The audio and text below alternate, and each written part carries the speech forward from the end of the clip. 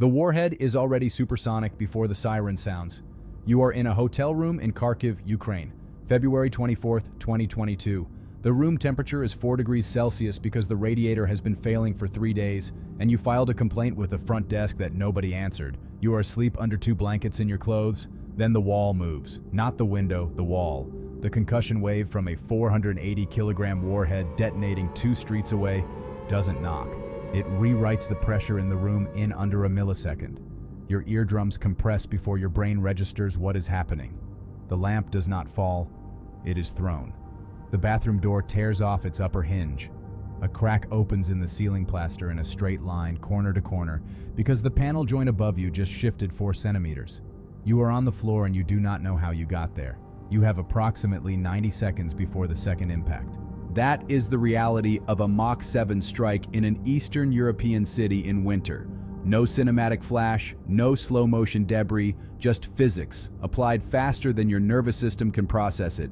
And if you do not already know what to do in those 90 seconds, the follow-up strike will make that irrelevant. Kharkiv, 1.4 million people, Ukraine's second largest city. It sits 40 kilometers from the Russian border, 25 miles. That is not a buffer zone. That is a ranging distance.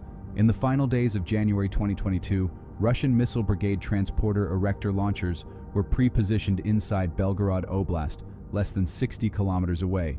I watched those signatures come up on early warning sensors, not on cable news, on a screen designed to track things moving faster than sound. You need to understand why an American civilian is in that city at all. Trade delegations, engineering contracts, university partnerships, a wife's family living on the east side of town.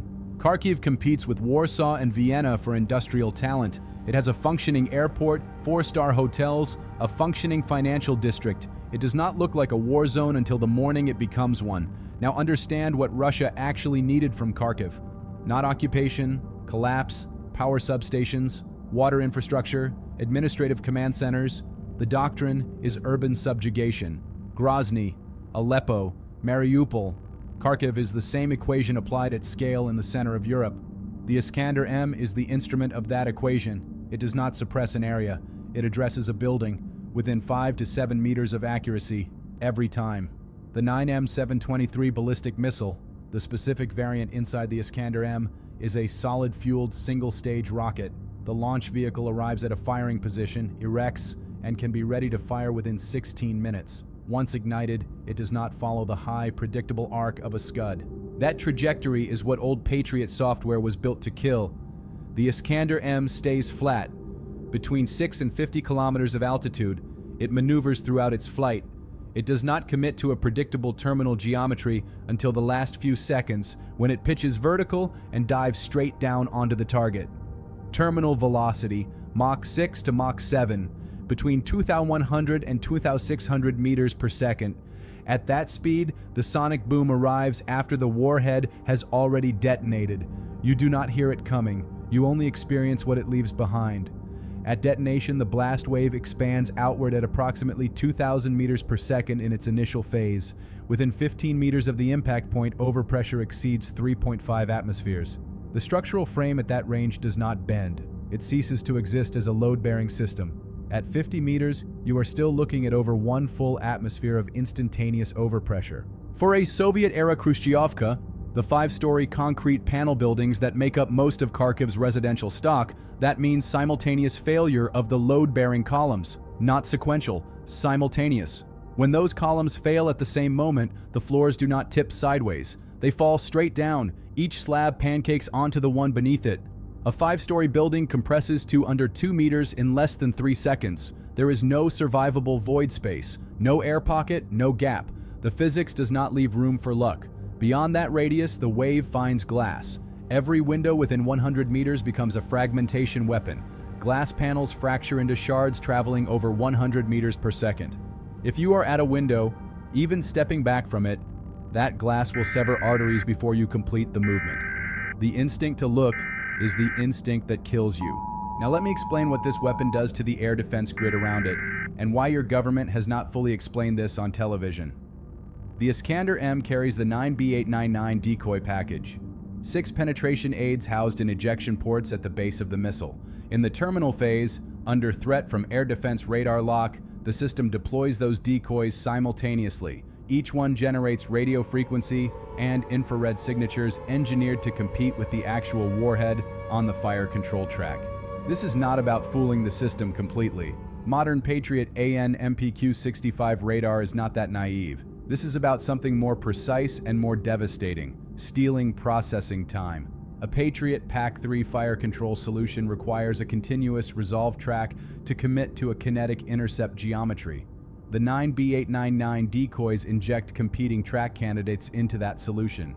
The fire control processor has to discriminate, and that discrimination takes time, 3 seconds, maybe 4.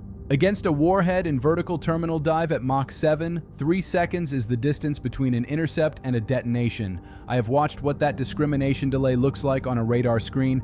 The track resolves too late. The intercept geometry is already invalid. The warhead continues.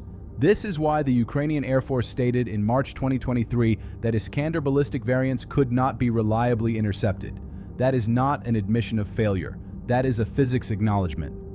And the people telling you a Patriot battery 40 miles away has you covered are either lying to you, or they have never watched a 9B899 package bloom on a fire control display.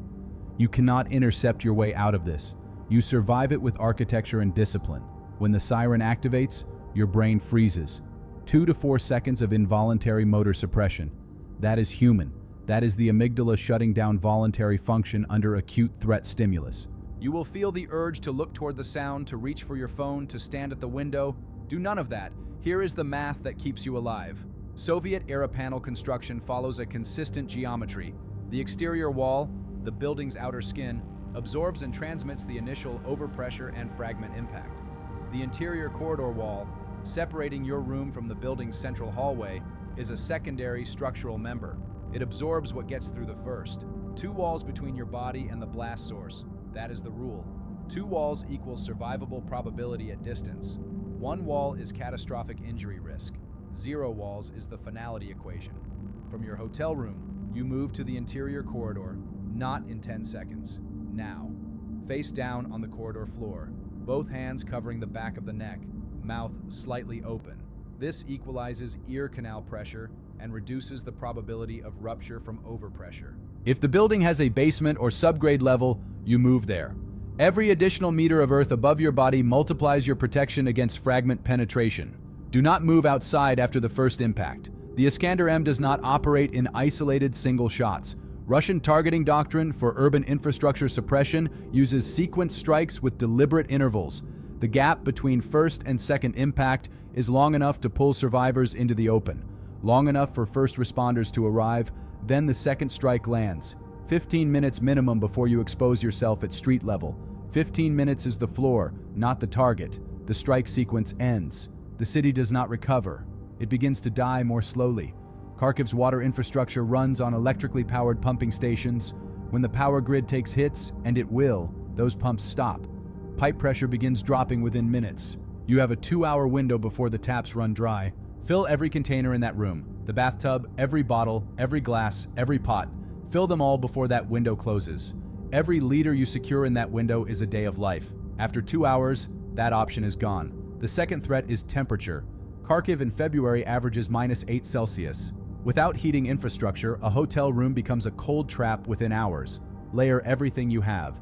Your core temperature is a tactical asset. Protect it with the same discipline you'd protect your water supply. Do not attempt to move west on foot. I will say this plainly. A civilian walking the P-67 corridor at night in a winter war zone dies. Not from missiles. From a nervous checkpoint that sees movement in the dark. From a thermal optic on a vehicle that doesn't wait for identification, the road is not an option. Move to depth.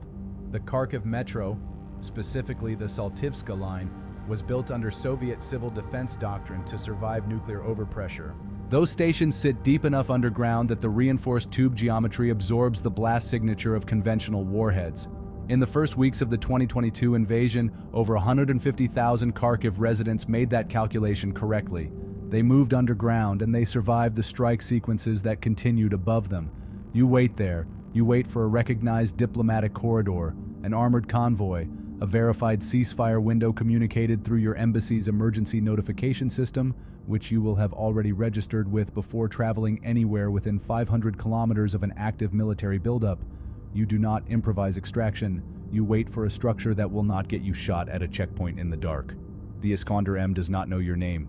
It does not know your passport, your politics, or your reason for being in that city. It only knows the coordinates loaded into it by a man sitting in a heated command vehicle who will never see the building fall. Your only variable in that equation is what you do in the 90 seconds you have before it arrives. Learn the math now, because by the time the wall moves, the classroom is closed.